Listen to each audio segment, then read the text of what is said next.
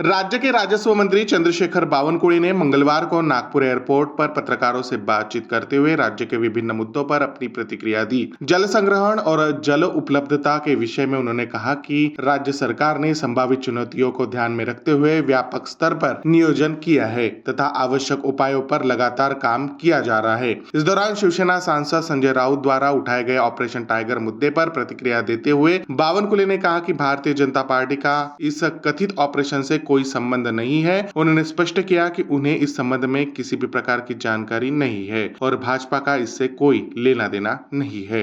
राज्याच्या पाणी साठ्याबद्दल आढावा घेतला आहे आणि आता जास्तीत जास्त पाणी हे पिण्याच्या करता राखीव ठेवण्याच्या सूचना माननीय मुख्यमंत्री देवेंद्र फडणवीसजींनी प्रशासनाला दिल्या आहे। त्याचा एक चार्टही तयार केला आहे की कुठल्या धरणात किती पाणी असेल, काय असेल आणि कसं त्याचं नियोजन करायचं।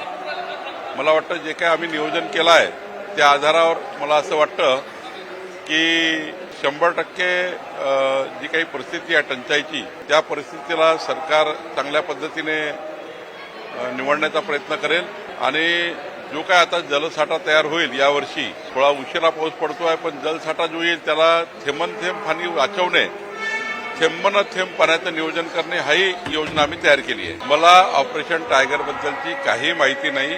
ऑपरेशन टायगर काय आहे ही माहिती नाही, त्याचं नाव काय आहे ही माहिती नाही। त्यामुळे याबद्दलची माहिती नसल्यामुळे या विषयावर बोलणं काही योग्य होणार नहीं। बीजेपी का क्या रिलेशन है, संबंध है? हमारा कोई संबंध नहीं है। हमको टाइगर ही मालूम नहीं है, ऑपरेशन टाइगर भी मालूम नहीं है। किसने ये लाया, क्यों लाया, ये भी नहीं मालूम। लेकिन बीजेपी का कोई संबंध नहीं है।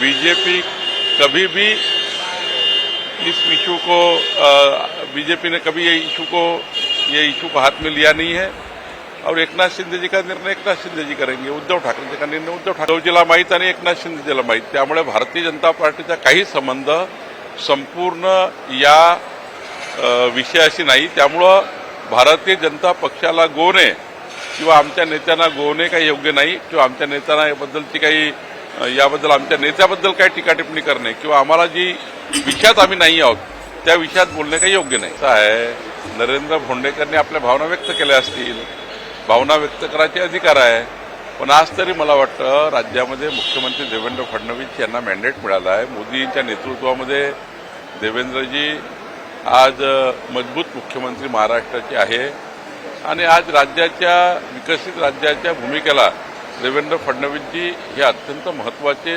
लोकनेते, अत्यंत सक्रिय मुख्यमंत्री आणि या राज्याला मजबूत असे मुख्यमंत्री आहेत। त्यामुळे आज तरी कुठल्या विषयावर चर्चा करून उपयोग नाही। त्या माझ्या हातात काही आहे का?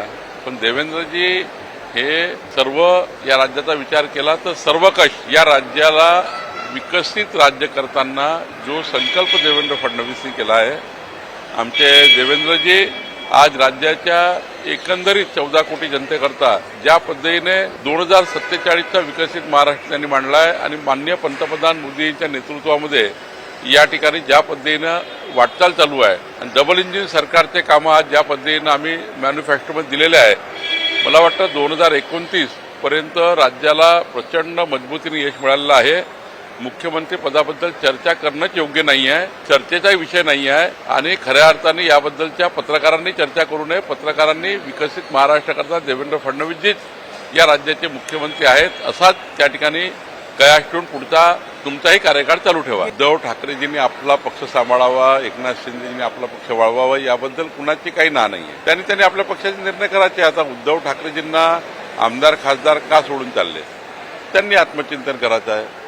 ते कुठं जात आहे, का जात आहे, कशामुळे जात आहे, पण भारतीय जनता पार्टीचा या संपूर्ण कुठल्याही ऑपरेशन कुठलाही त्या ठिकाणी फोडाफोडीचा संबंध नहीं। मैं आपको अभी कहा है कि भारतीय जनता पार्टी का कोई संबंध नहीं। उद्धव ठाकरे जी के एमएलए एमपी कहाँ जा रहे, क्यों उनको छोड़ रहे, क्यों ऐसी परिस्थिति निर्माण हुई है, इसके लिए हम भारतीय जनता पार्टी करके क्या हमारा वजूद है।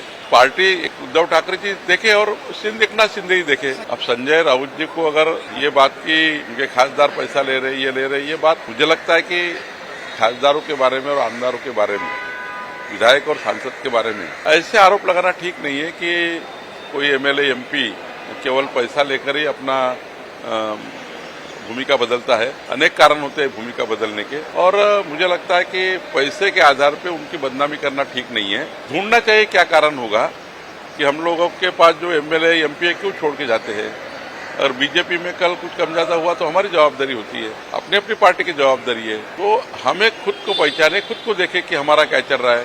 तो दूसरे के खिलाफ आरोप करके या एमएलए एमपी के खिलाफ पैसा लेने का आरोप करना मुझे लगता है ठीक नहीं। मैं आपको बार बार कह रहा हूं कि भारतीय जनता पार्टी का कोई संबंध नहीं है। उद्धव ठाकरे जी को उनके एमएलए एमपी क्यों छोड़ के जा रहे, उद्धव जी जाने, और एकनाथ शिंदे जी के पास जा रहे तो एकनाथ शिंदे ही जाने। भारतीय जनता पार्टी का कोई संबंध नहीं, हमारे मुख्यमंत्री का कोई संबंध नहीं, हमारे कोई नेताओं का संबंध नहीं, ना दिल्ली से ना गल्ली से। इसलिए इसका रिलेशन केवल उद्धव जी और एकनाथ शिंदे जी से है। तो बीजेपी उसको क्यों घसीटे बीजेपी को, मुझे नहीं मालूम। किसी पार्टी का आकलन करना मेरा काम नहीं है। महाराष्ट्र की जनता सही आकलन करेगी और जनता निर्णय करती है। जनता जो निर्णय करेंगे वो मान्य होता है।